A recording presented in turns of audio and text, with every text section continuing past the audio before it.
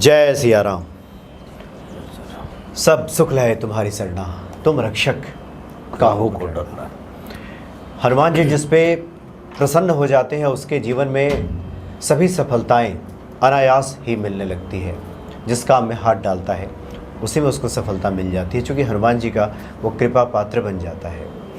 हनुमान जी की तो कभी भी आप पूजा पाठ करें वो शुभ फलदायी है।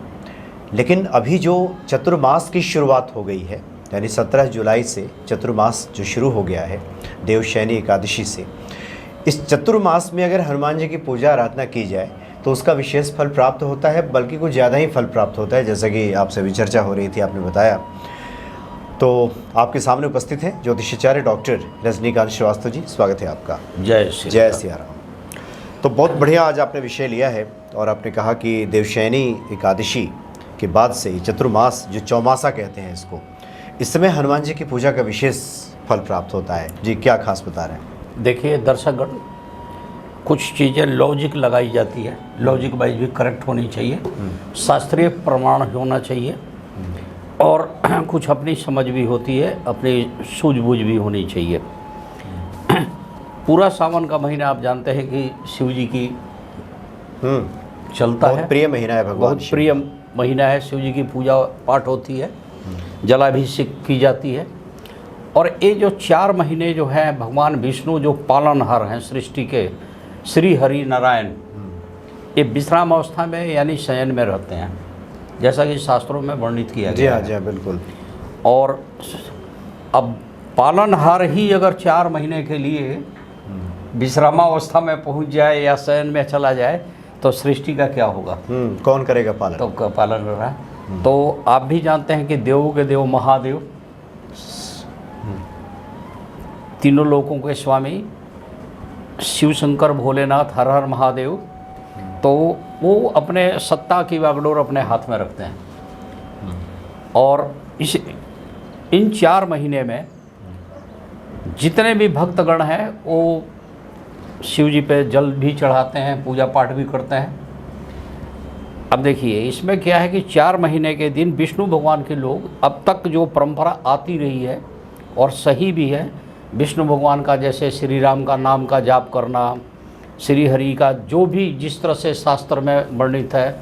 कई लोग गीता भी पढ़ते हैं, रामायण पढ़ते हैं, रामायण का पाठ माने हर तरह से होते हैं, भगवान के विष्णु भगवान के गुणगान करते हैं। अब शिव शंकर भोलेनाथ के हाथ में बागडोर रहती है सृष्टि की पूरी पालन करने की। नॉर्मली उनके जी में है तारण करना। जी, वो तो ब्रह्मा जी सृष्टि करता है, विष्णु जी पालनहार हैं, तारणहार हैं। तो ये जिस चीज़ में इस समय सत्ता में बैठे हैं, और ये 4 महीने में जो लोग भगवान विष्णु की आराधना करते हैं, और श्री राम जी का नाम बहुत प्रिय है शिव जी को, और दूसरा प्रिय है हनुमान जी को। 2 ही आदमी को श्री राम का नाम, वैसे तो सभी देवता को प्रिय है लेकिन सबसे ज़्यादा इन्हें प्रिय है। तो जैसे आप उस पर चढ़ाते हैं बेलपत्र, तो उस पर श्री राम लिख के चढ़ाइए। आप चढ़ाते हैं धतूरा, उस पर चढ़ाइए श्री राम लिख के, तो शिव जी ज़्यादा प्रसन्न होते हैं, साथ में हनुमान जी भी बहुत खुश होते हैं। अब देखिए एक कलयुग है, इस कलयुग में अष्ट चिरंजीवी में हनुमान जी जीवित हैं, जो कि खुद ही शिव जी का अवतार हैं, शिव शंकर के 9वें अवतार के रूप में है। जब कलयुग में विराजमान है, सृष्टि में है, 11वें रुद्र है। हाँ 9वें बोल दिया गलती से, 11वें अवतार हैं और ये मौजूद हैं, तो हनुमान जी की भी आराधना करनी चाहिए। जी जी। और उन्हीं के सामने शिव जी की, जय श्री राम का, शिव जी का जैसे पंचाक्षरी मंत्र हम लोग जनरल करते हैं, जैसे बोलते हैं ना ओम नमः शिवाय, नमः शिवाय, ओम नमः शिवाय का जाप हम लोग सारे लोग करते हैं। साथ में लोग महामृत्युंजय मंत्र का भी जाप करते हैं। कई लोग काल सर्पियों की भी पूजा कराते हैं इन महीने में। देखिए हर शुभ काम तो किया जाता है, शादी ब्याह 4 महीने नहीं होती है। हाँ, यज्ञोपवीत, शादी, मुंडन संस्कार, इस तरह से कुछ चीज़ें जो है ये चतुर्मास में, क्योंकि इसमें उस टाइम में विष्णु भगवान का होना जरूरी होता है, तो ये नहीं कराई जाती। बाकी सब कुछ होता है, विष्णु जी की जितनी भी पूजा होती है मैक्सिमम लोग पूजा करते हैं इसी 4 महीने में। और इसी टाइम में अगर हनुमान जी की भी पूजा कर रहे हैं, जो कि आप खुद जानते हैं कि हम शिव जी की पूजा कर रहे हैं, हनुमान जी शिव जी ही हैं, एक तरह से मान लीजिए शिव जी की पूजा करते हैं, तब भगवान राम भी खुश होते हैं, शिव जी भी खुश होते हैं और बाकी देवी देवता भी खुश होते हैं। अब इस 4 महीने में आप रामायण का पाठ कीजिए, शिवालय में ही बैठ जाइए, हनुमान जी के सामने कीजिए, शिव जी के सामने कीजिए। जलाभिषेक तो आप करें ही, जो आप करते हैं साथ में करिए। अब कुछ और इसको अट्रैक्टिव बनाने के लिए और ज़्यादा कृपा लेने के लिए आपको बता दूं, इस 4 महीने में गौदान करना बड़ा लाभकारी होता है। जो लोग इस 4 महीने में मंदिर जाके झाड़ू पोछा करते हैं, मंदिर की सफाई करते हैं, उन्हें बहुत ज़्यादा पुण्य मिलती है। ये ऐसा मानना है और ऐसा देखा गया है। इस बीच आप किसी ब्राह्मण को तुलसी जी का पौधा भेंट कीजिए, अच्छा, वस्त्रों का दान कीजिए, ज़्यादा लाभ देगा। प्रभु श्री राम के नाम लेकर आप जो भी दान पुण्य करेंगे वो आपके इस पूजा के फल को 4 गुना बढ़ा देगा। इतना बढ़ेगा। आप रामायण का दान कीजिए, मंदिरों में रामायण दीजिए, किसी रामायण पढ़ने वाले लोग, पुजारी लोग, चाहे जिसी को देना, आप रामायण का दान कर दीजिए। घंटी होती है मंदिर में, एक घंटा होता है, घंटी होती है, घंटी हाथ से बजाई जाती है, घंटा जो है ऊपर टांग दी जाती है। आप हर मंदिर में 2-4 मंदिर में आप भेंट कीजिए, आपको पुण्य बहुत मिलेगा। आप शिव जी के सामने श्री राम जी का जितनी स्तुति कर सकते हैं उतना करिए। हनुमान जी भी साक्षात वहाँ खड़े रहेंगे और हनुमान जी की भी पूजा कीजिए। देखिए, इस चौमासे में एक परंपरा रही है सभी देवता की के सामने दीपक जलाना, प्रणाम करना, पूजा करना, यहाँ तक कि दुर्गा जी की भी। दुर्गा जी, मेरे गणेश जी से शुरुआत करते हैं तो गणेश जी को तो करें ही साथ में।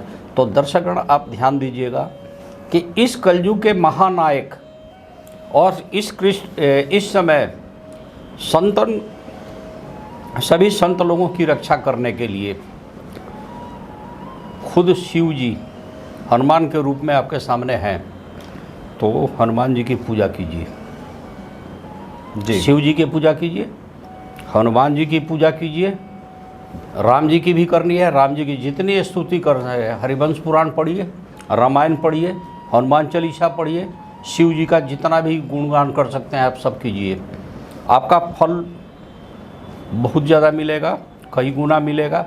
लेकिन अगर आप चाहें कि हम एक को छोड़ दें, हनुमान जी को छोड़ दें, तो वो जनरल है जैसे लोग करते आ रहे हैं, तो जो फल परंपरा के अनुसार मिलनी चाहिए वो मिलेगी। लेकिन अगर आप हनुमान जी की पूजा करना शुरू कर दीजिए, मंदिर में बैठ कर रामायण पढ़िए, श्री राम जी के सुंदरकांड पढ़िए, हनुमान जी के सामने कीजिए, शिव जी भी सुनेंगे। आपको मैंने पहले ही बता दिया कि शिव जी राम के नाम पर अति प्रसन्न है और शास्त्रों में वर्णन आई है कि राम जो है अपने दिल में बसा कर रखें शिव जी को और शिव जी बसा कर रखें राम जी को। दोनों एक दूसरे की पूजा करते हैं। कितना भी भयंकर पितृदोष हो, अगर इस चौमासे में आपने पीपल का पेड़ कहीं लगा दिया ऐसे जगह जहां उसको कटने की, टूटने की, खराब होने की, नष्ट होने की संभावना नहीं है, आपको काफ़ी पुण्य मिलेगा। आपके पितृदोष कटते हैं। जी हाँ, जी बिल्कुल। पितरों की पीपल की परिक्रमा की जाती है इस चौमासे में। जितना आप करें और राम का नाम लेते जाइए, चाहे शिव जी का नाम लीजिए या वासुदेव रूप है इनका पीपल का, आप नाम लीजिए, आपका पुण्य बढ़ेगा। तो श्री राम जी का नाम लेके जितना जाप करें, हनुमान जी की जितनी वंदना कर सकते हैं आप करिए। आप इस चौमासे में आपका पुण्य बढ़ता चला जाएगा, 4 गुना बढ़ेगा, 4 गुना। शिव जी भी प्रसन्न है, देवों के देव हनुमान जी भी प्रसन्न है, और जिसकी स्तुति कर रहे हैं वो भी काफ़ी खुश होंगे। और आपकी बातों का निचोड़ ये है कि भगवान विष्णु जब शयन करते हैं चतुर्मास, हाँ जी, हाँ जी, हाँ जी, और राम जी के कार्य को संभालने वाले हनुमान जी हैं, तो हनुमान जी की भूमिका विशेष तौर पे वैसे ही पड़ जाती है, वो तो रहती ही है। हाँ जी। लेकिन ये भाव है कि चतुर्मास में हनुमान जी की सक्रियता और भूमिका कुछ ज़्यादा ही बढ़ जाती है। जी इसलिए इस भाव से हनुमान जी की आराधना करने की आवश्यकता है, तो इसका विशेष फल हमें प्राप्त जरूर होगा। मिलेगा। चाहे आप शिव रूप में करें या हनुमान जी की सीधे आप प्रार्थना करते हैं, उनकी पूजा करते हैं। हाँ जी, हाँ जी। बल्कि गोस्वामी जी तो लिखते हैं कि बिनु छल कपट विश्वनाथ पद नेहु, राम भगत कर लक्षण येहु। जिसका सही बात। बिना छल कपट के भगवान विश्वनाथ जो बनारस में है, जी काशी में है, उनके प्रति जिसका नेह होता है, प्रेम होता है, यही राम भगत का लक्षण है, यही लक्षण है। ये राम भगत ऐसा होता है। तो इस भाव से आपने बहुत बढ़िया विषय उठाया है और भक्तों की तरफ ये ध्यान दिलाया है कि इस चतुर्मास में भले ही मांगलिक कार्य नहीं होते हों, लेकिन आप अगर पूजा पाठ करेंगे हनुमान जी का तो विशेष फलों की प्राप्ति बहुत ज़्यादा फल प्राप्त होगी। भी बता दीजिए कि बहुत सारे लोग जो पूजा पाठ कर रहे हैं वो लोग कहते हैं कि फलित नहीं हो रहा, उन लोगों को भी कुछ बता दें क्यों नहीं हो रहा।